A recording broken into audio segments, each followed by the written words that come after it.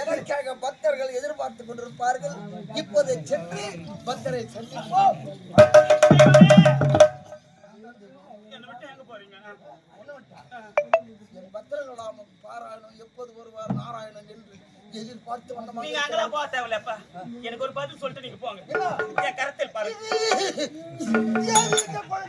என்ன ஓட்ட பத்தில வர மாதிரி ஓட்டுறீங்க நீயா? எங்க என்ன காட்டீங்கப்பா? ஒண்ணுமே தெரியாது போல நடிக்காதீங்க. எல்லாம் நீங்கள் போட்ட பதிதான். நான் வேண்டாம் வேண்டாம் என்ற 1000 முறை எடுத்து கூறியும் கண்ணே மணியே என்ற கட்டி எனக்கு என்னை முத்தம் கொடுத்து உடனே இந்த ஆண்